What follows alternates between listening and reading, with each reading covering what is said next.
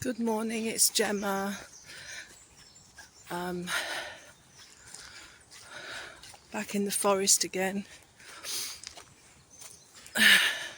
which I'm grateful for. I'm making these vlogs at the moment because I'm not actually journaling. Still haven't got round to that after sort of coming out of this illness that I've got. I say sort of. After yesterday's walk, and that was the first long walk I'd had in nearly 2 weeks, after being in excruciating agony with every joint in my body. I'm sore today, and I've got the headache back that has been continuous apart from the last couple of days. So I just think I'm so tense, and I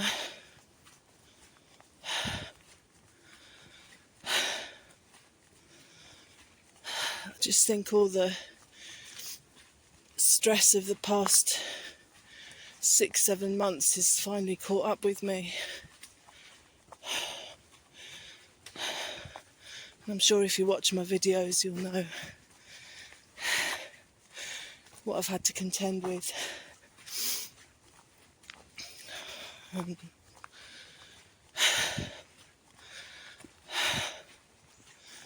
So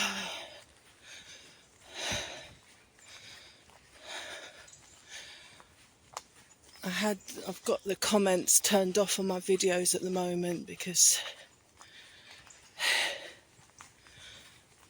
for every nice comment you get, there's always somebody that wants to stick the boot in when you're at your lowest ebb. It's one thing I've learned. I can't be doing with that. I just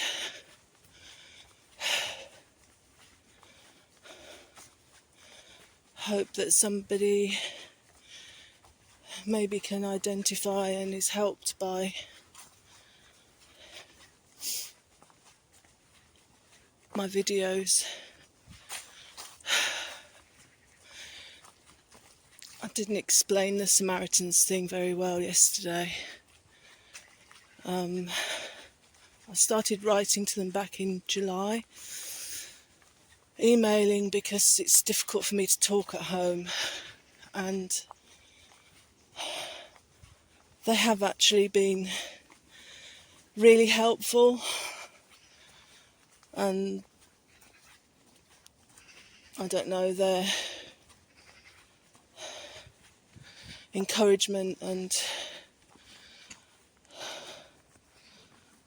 kind words did actually inspire me in part to get on a train to Scotland and see what happened.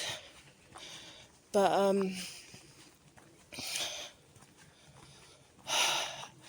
it's all different volunteers that answer your emails, so I think they can read what you've written for the last 30 days, but there's different volunteers answering your emails, so obviously they've got different personalities, different ways of going about things, and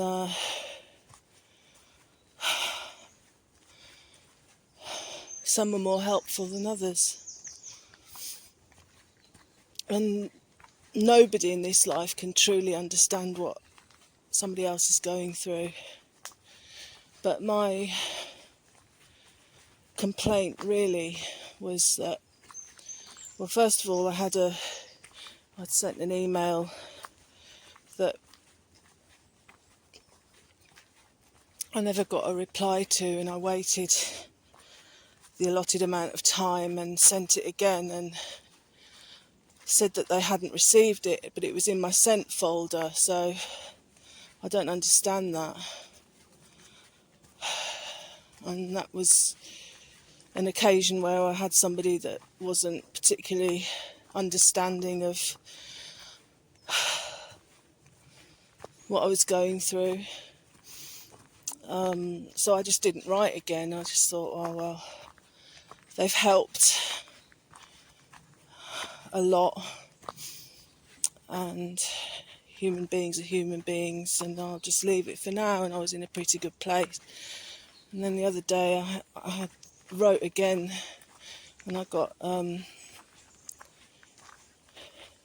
email back saying that it had been undelivered, it wasn't able to be delivered. And I think when you get a couple of instances where your mail is being rejected by the Samaritans and you're already on your knees, you start to take it a bit personally and feel even more alone and depressed. So I just said, told them what had happened, and yeah, they apologised, but then straight away kind of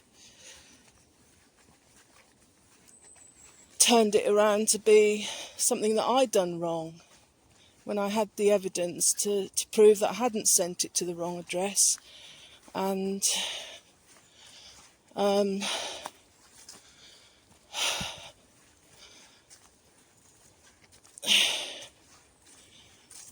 etc. And that's what I objected to, because I'm having to deal with that kind of behaviour at home. People, having my reality twisted and my sanity trashed, and the last thing you want is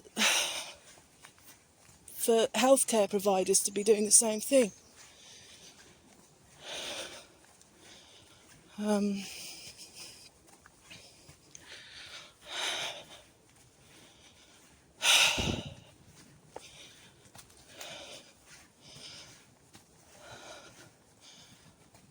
They just kept saying, well, why don't you call us? It'd be quicker to get a response. I wasn't complaining about the time it took them to respond. And as I said to them, you shouldn't have emailing as an option if it's not working properly, if there are technical difficulties.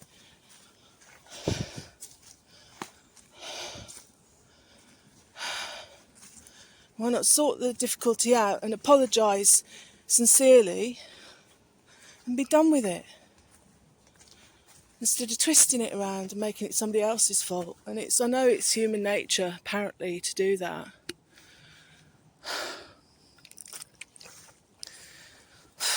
But I've never done it. If I make a mistake, I'll hold my hands up.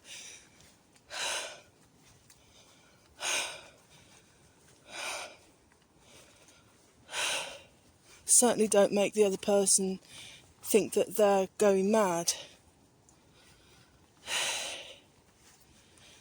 Which isn't to say I'm perfect. I'm nowhere near perfect.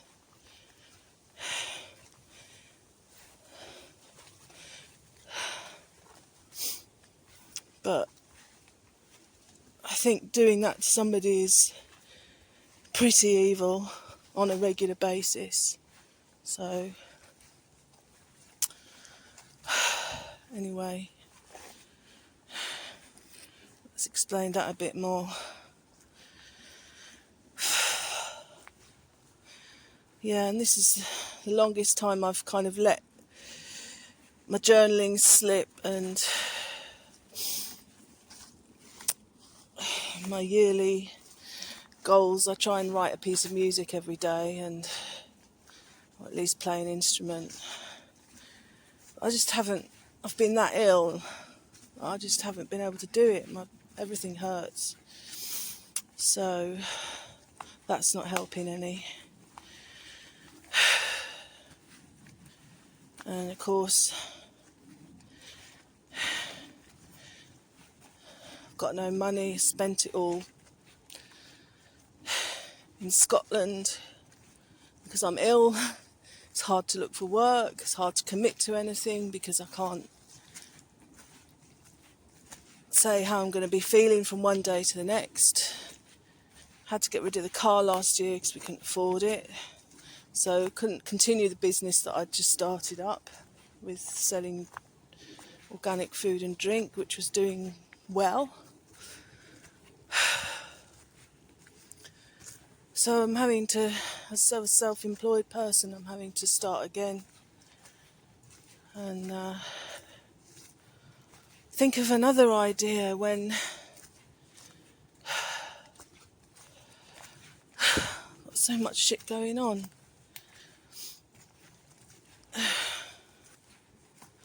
So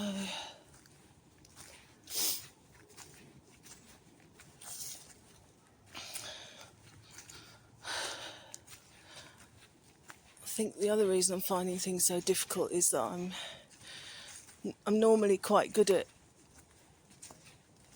living for the present moment, not looking too far ahead. And so I think I look too far ahead in the future. The future terrifies me, it really does. And I know I need to keep asking for help, because when I have done it, it has definitely helped me, but I don't know, when you're physically ill, everything's just such a mountain to climb, and it's hard to talk at home. I've got no privacy, so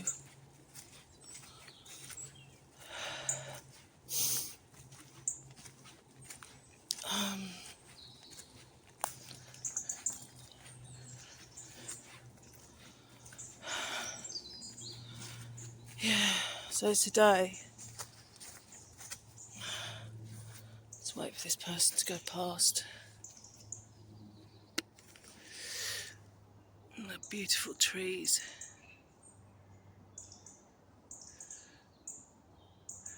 There's not so many bugs around, I don't think. So I could start bringing out my camping gear again.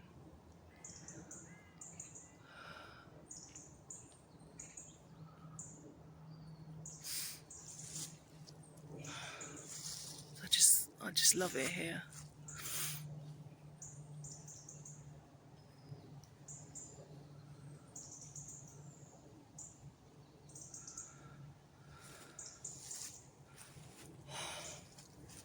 Come on. Yeah, it was yesterday morning, we had a nice frost. And it was nice to feel the cool air on my skin. It's kind of, even though it's not sort of hot, it's kind of muggy today.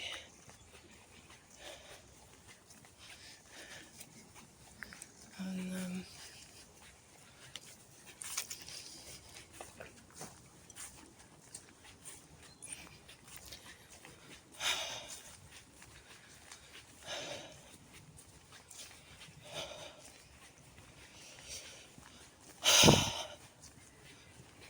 yeah, so really,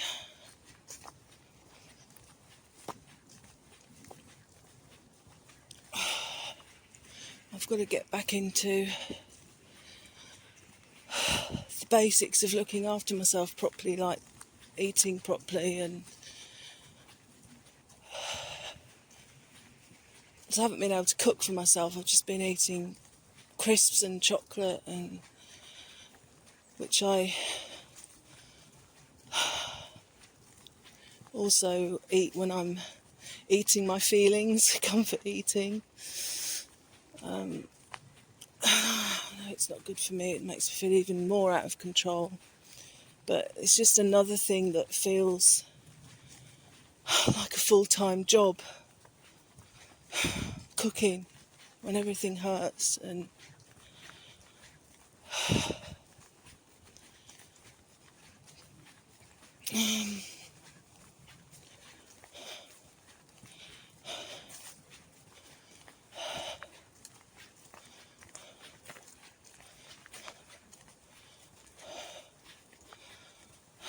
guessing that some people are thinking that I'm just feeling sorry for myself,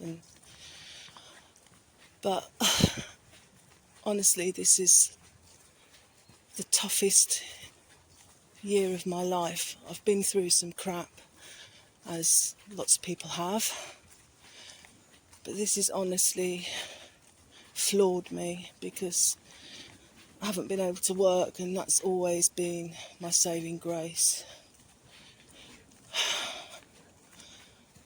And I'm secure enough in who I am to allow myself to be vulnerable and struggling, and for people to see that, and for people to think that it's okay not to be okay. That cliche, but it's so true.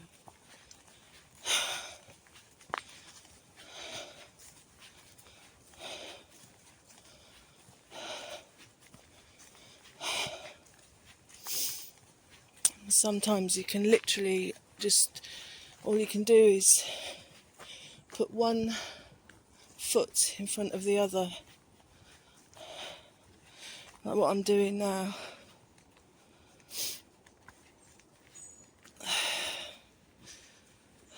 Take 1 minute, 1 hour, 1 day, 1 week at a time, without knowing why sometimes, but I think human beings just have that innate sense of hope and wanting to rise.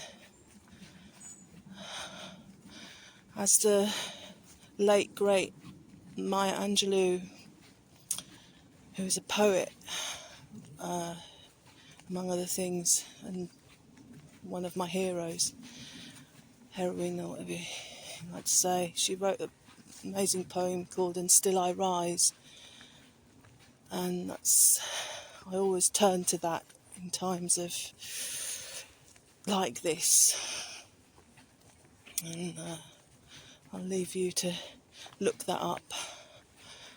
It's all over the internet, so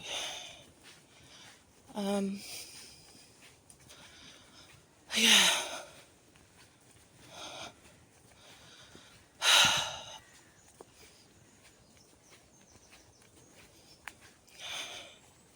Sometimes you just wish you had somewhere just to go, that you can just relax fully and not be stressed. But I think some people don't have that choice. Some people, like myself, don't have family to go to.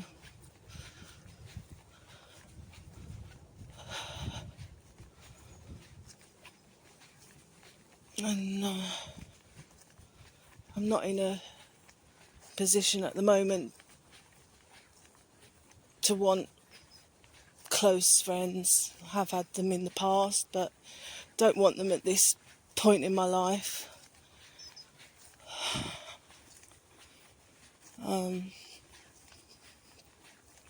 It's too much. Too much.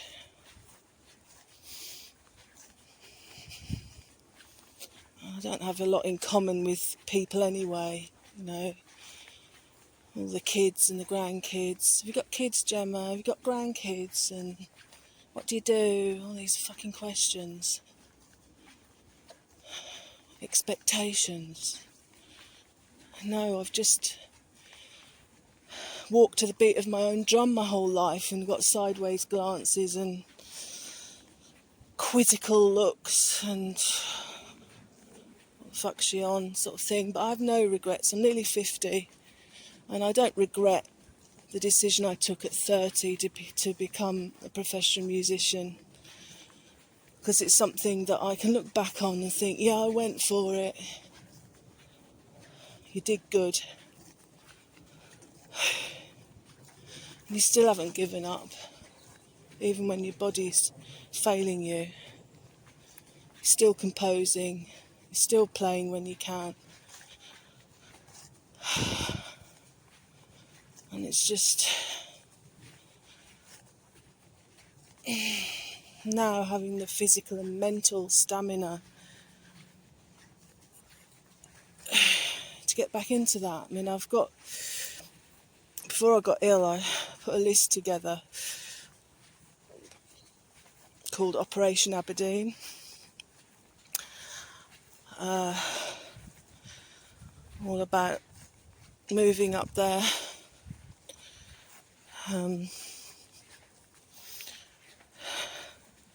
for a fresh start, where I can take the family and not having to be bled dry every month with bills. And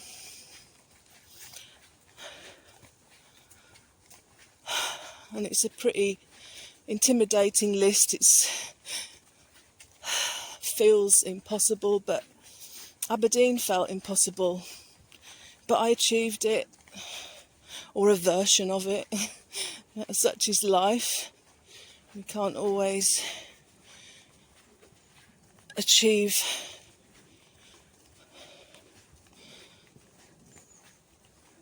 the dream we envisioned in the first place, just a kind of version of it. But it was great. It was a real boost, and it was the right thing to do. So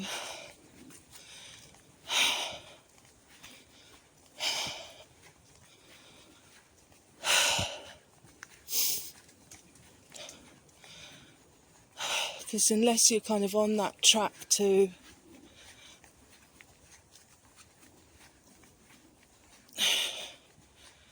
make changes despite everything that's going on around you,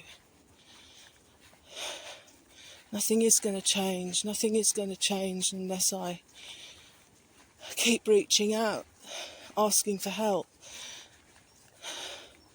Because I know that there is, well, certainly when I was living in Brighton, there was decent community care and support available, and some of those people I credit with saving my life. They were brilliant. But since I've been here, since 2018, it's just been one dodgy therapist after another.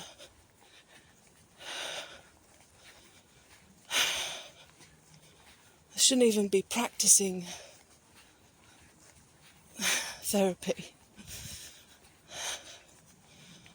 And nowadays, with all the scams going on, people are scared to reach out. But I kind of know what works for me.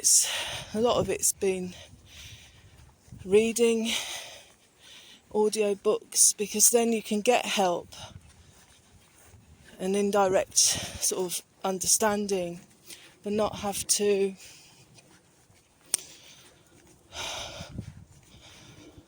interact with people.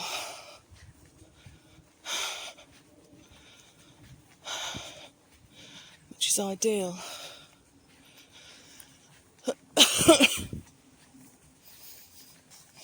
Anyway, I know I'm rambling. What's this? Turn uphill. Never seen this before.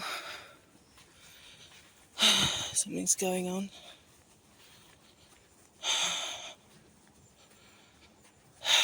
Let's see what's going on.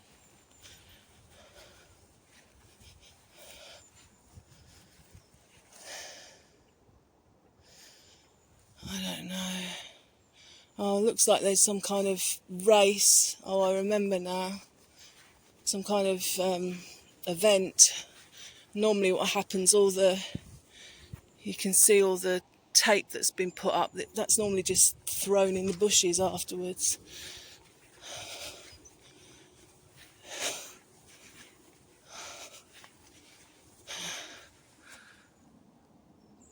I don't know if you can see those planes.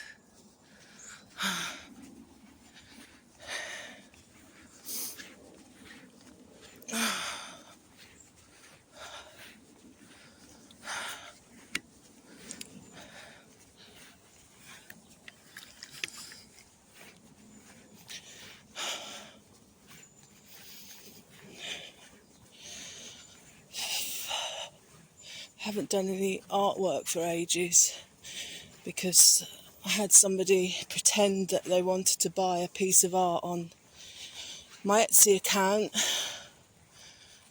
and because they cloned the Etsy website, within seconds they'd emptied my bank account. And that was a year ago. And you feel so stupid for thinking, oh, somebody wants to buy my work, somebody actually wants to pay for my work. And you get so excited.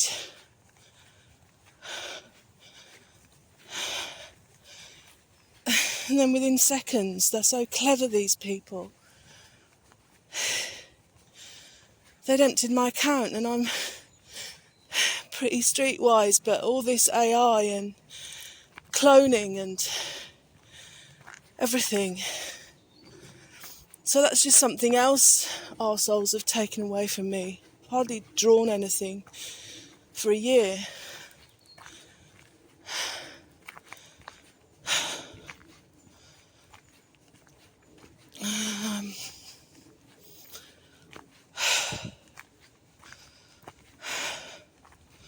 So, however much you try and not let people get you down, when it all adds up and you get arseholes not respecting your copyright, trying to steal your music, when all you want to do is share it with people, don't get paid for it at the moment. Just do it because I've got an urge to express myself and for other people to connect through music. These people just take what they want. They don't give a fuck about morals and ethics. They just take. Exploit. And I don't know, just doing anything in the face of that is enough to cause anybody mental health distress. Living in this goddamn awful, topsy-turvy world where paedophiles get knighthoods and the poor get treated worse than shit on your shoe.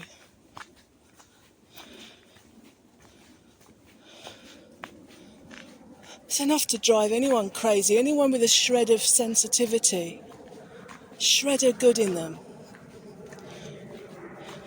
If you don't buy into this trickery, you know, tricking people out of money and everything else, you're done for.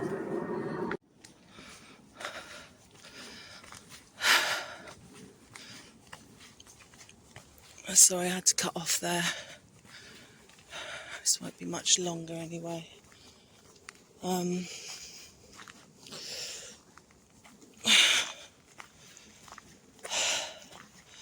Yeah, there's just some expectation that you're just supposed to be able to cope with all the corruption, all the incompetence, all the abuse.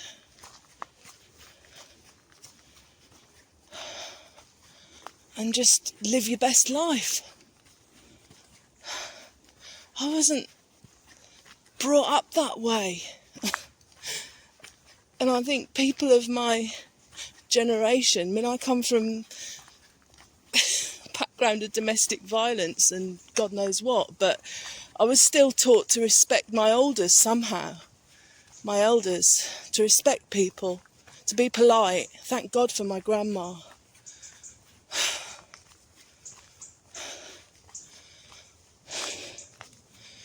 But respect, politeness, kindness, seems to be a thing of the past. And you're just, people of my generation, born in the 70s, it's like being on an alien planet. I just don't know where I fit in, how I'm supposed to choose the way I want to live my life when you're having everything foisted on you. You're barred from certain areas of society if you don't have the most up-to-date iPhone. What if I don't want an iPhone? I never call anybody on it.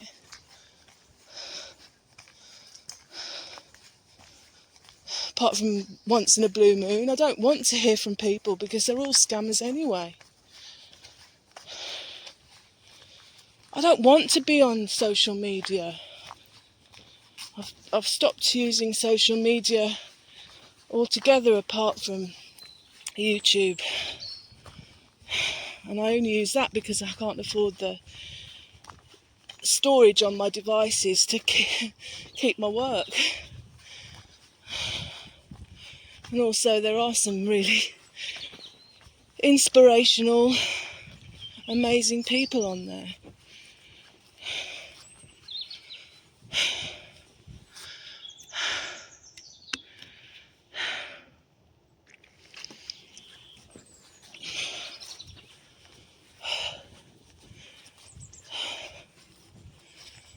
So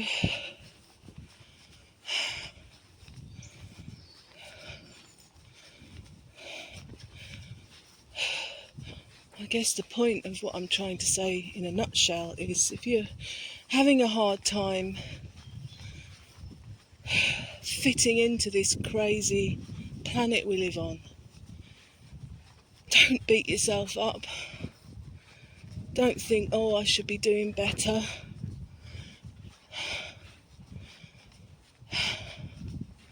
All we can do is follow whatever scrap of hope there is. For me right now it's the sight of a cobweb, bird song, beautiful trees,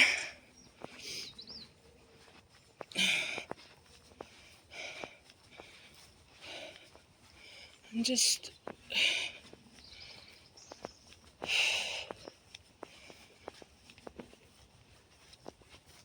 and there are good people out there. I mean, I've just, Aberdeen was proof to me. Not everybody's horrible. But you just have to work at finding your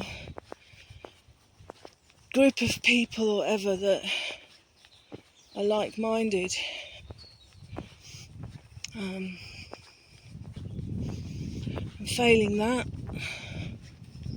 if you've still got it in you, just one step in front of the other.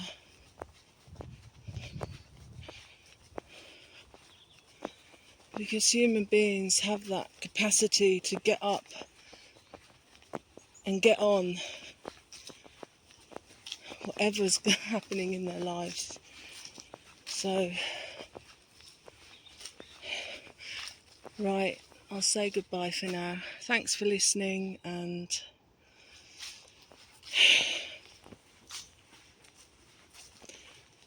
again, I know this is more for my benefit than anyone else's for now, but I will hopefully, if I ever feel better, I'll get back to doing some proper camping videos. Here's a little bit of woodland that I've recently discovered. Got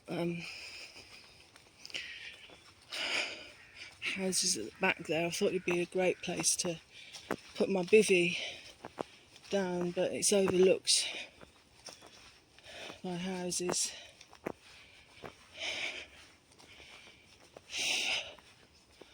We'll see. See how my body fares. Okay, I'll see you again soon then. Bye.